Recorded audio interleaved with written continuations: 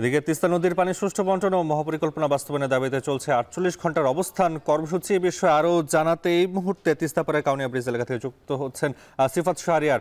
সিফাত, দেখতে পাচ্ছি পদযাত্রা শুরু হয়েছে, সেখানকার বিস্তারিত জানাবেন আমাদেরকে।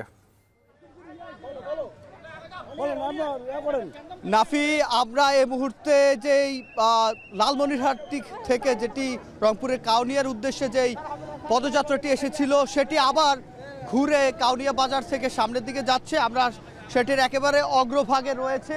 আমরা যেটি দেখতে পাচ্ছি যে হাজার হাজার মানুষ এই রংপুর বিভাগের যে ৫টি জেলা রয়েছে সেই ৫টি জেলার হাজার হাজার মানুষ কিন্তু এখানে এসে সমবেত হয়েছেন। তারা আবারও সেই মিছিল নিয়ে সামনের দিকে এগিয়ে যাচ্ছে এবং আমরা যেটি দেখছি যে সকাল 10:30টার দিকে কিন্তু এখান থেকে তাদের যেই মিছিলটি সেটি শুরু হয়েছে, পদযাত্রা সেটি শুরু হয়েছে এবং তিস্তা রক্ষা আন্দোলনে তারা মাঠে নেমেছে এবং তারা যেটি বলছে এই তিস্তাবাসী অর্থাৎ বিশেষ করে উত্তরের যে 5টি জেলা রয়েছে সেই 5টি জেলার মানুষের জন্য এটি তাদের ন্যায্য আদায় দাবির আন্দোলন এবং তারা যেটি বলছে যতক্ষণ পর্যন্ত তাদের দাবিগুলো বিশেষ করে তিস্তা মহাপরিকল্পনা বাস্তবায়ন না করা হবে ততক্ষণ পর্যন্ত তাদের এই আন্দোলন চলমান থাকবে। প্রাথমিকভাবে তারা 2 দিনের যে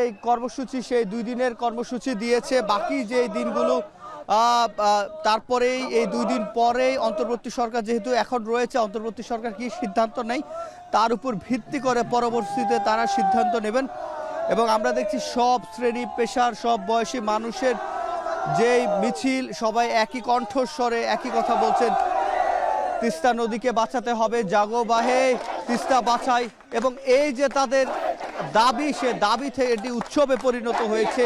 অর্থাৎ তারা এই যে সড়ক পথে মিছিল করছে এবং তিস্তা দাবি আদায়ের জন্য বলছে এবং তারা যেটি বলছে দিল্লি না তিস্তা, অর্থাৎ তারা যে ভারতের যে আগ্রাসন, নদী আগ্রাসন এবং বাংলাদেশের প্রতি তাদের যে বৈষম্য, সে বৈষম্য থেকে যাতে রক্ষা করা যায় তার জন্যই তাদের স্লোগানে মিছিলে একই কথা উঠে আসছে।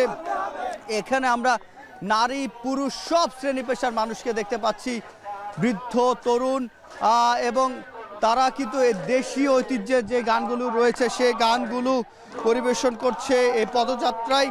এবং আমরা গতকাল থেকে দেখেছি, আজকে যেহেতু দ্বিতীয় দিন, তারা কিন্তু তাদের আঞ্চলিক ভাষায় গানে কবিতার মাধ্যমে তাদের যে অধিকার আদায়ের যে সোচ্চার সেটি কিন্তু তারা হয়েছেন। দেখতে পাচ্ছেন সকল শ্রেণী পেশার মানুষে এই উত্তরের খাঁটি মাটির কৃষক, শ্রমিক জনতা, ছাত্র, শিক্ষক সকলে সেখানে জড়ো হয়েছেন এবং তিস্তার পানি যে বাংলার দাবি সেটি কিন্তু তারা এই তিস্তা আন্দোলনের মাধ্যমে তারা বলছেন। এবং এখানে প্রধান পৃষ্ঠপোষক যে বিএনপি অঙ্গ সংগঠনের নেতাকর্মীরাও কিন্তু এখানে এই তিস্তা নদী রক্ষা আন্দোলনের সাথে যুক্ত হয়েছে এবং যেহেতু বিএনপি এটার প্রধান পৃষ্ঠপোষক সেক্ষেত্রে তারা যেটি বলছে, গতকাল আমরা মির্জা ফখরুল ইসলাম আলমগীরকে দেখেছি, তিনি যেটি বলেছেন যে বাংলাদেশের সাথে ভারত যদি বন্ধুত্ব চায় সেক্ষেত্রে সীমান্ত হত্যা যেমন বন্ধ করতে হবে তেমনি তিস্তার পানি দিতে হবে।